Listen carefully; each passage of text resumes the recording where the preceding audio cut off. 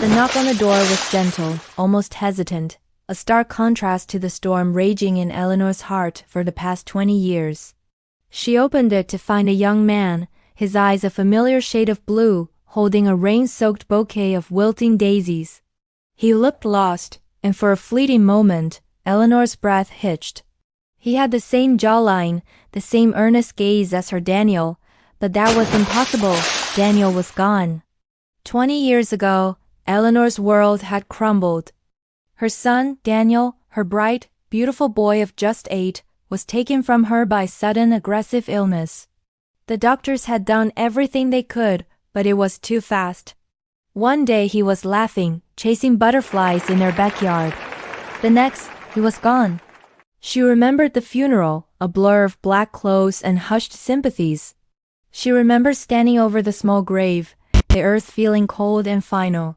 She had buried her only child, her reason for being.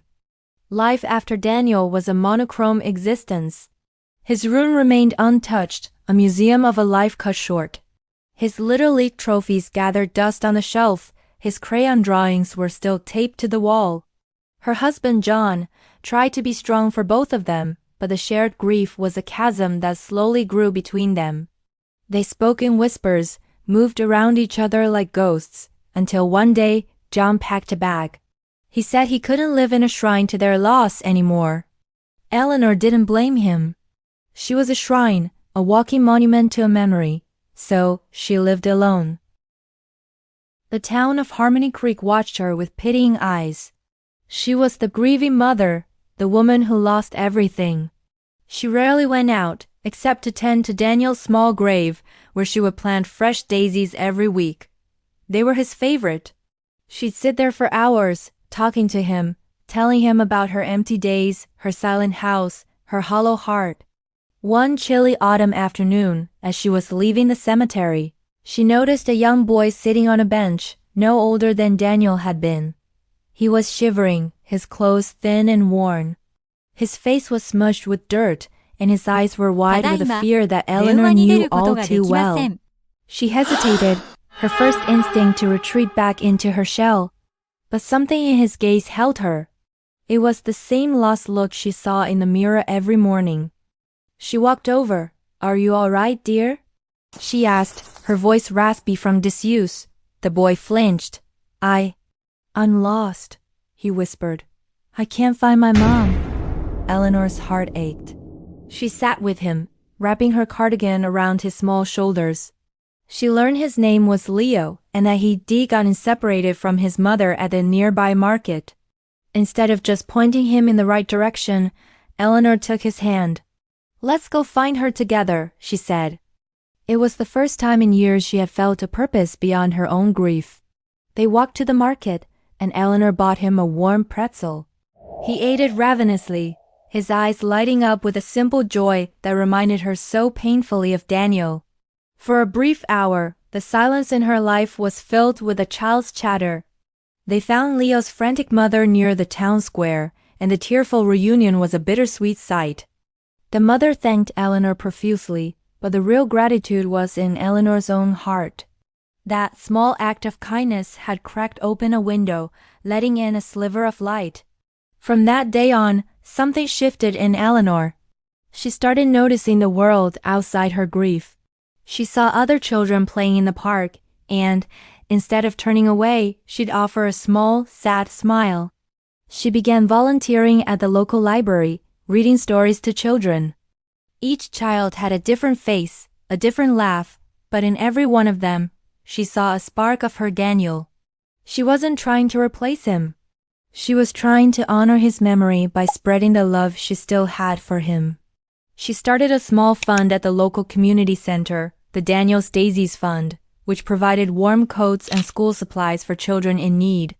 She poured all her energy, all her savings, all the love that had been trapped inside her, into this work. The town of Harmony Creek no longer saw her as just the grieving mother. They saw her as a beacon of quiet strength and compassion.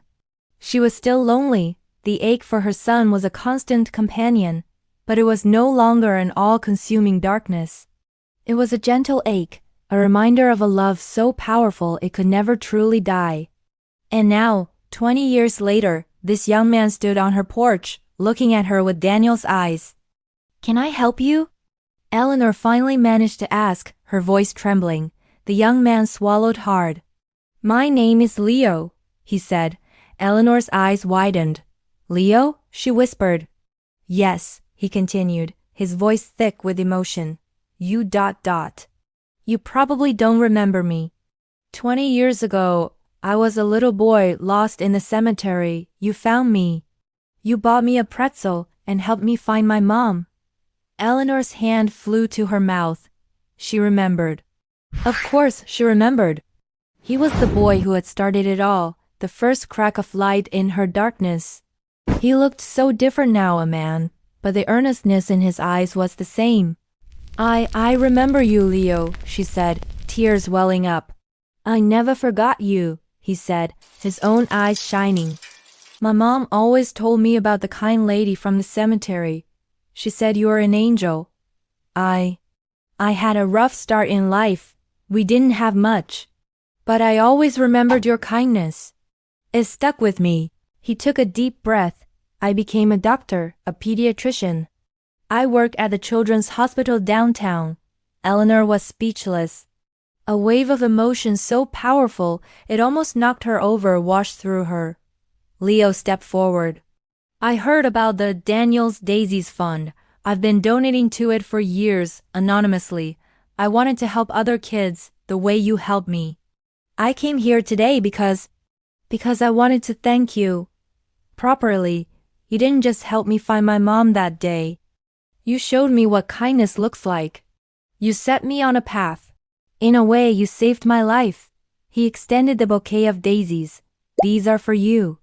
"And for Daniel." Eleanor took the flowers, her hands shaking. She looked from Leo's face to the daisies, and for the first time in 20 years, the memory of her son didn't bring a sharp stab of pain. It brought a profound, overwhelming sense of peace. Her Daniel was gone, but his spirit, his legacy of love, was standing right here on her porch. It had multiplied. It had grown into something beautiful and strong. The knock on her door wasn't the return of her son's physical form. It was something far more miraculous. It was the return of the love she had put out into the world, coming back to her, fuller and richer than she could ever have imagined. She hadn't just buried her son. She had planted a seed. And today it had bloomed. Smiling through her tears, Eleanor opened her door wider. "Come in, Leo," she said, her voice full of a warmth she thought she lost forever. "Come in. Tell me everything. Thank you so much for watching. The greatest legacy we can leave is the love we share and the kindness we show to others. It has a way of coming back to us in the most unexpected and beautiful ways." If this story touched your heart, please like, share, and subscribe for more content that inspires. We'll see you in the next one.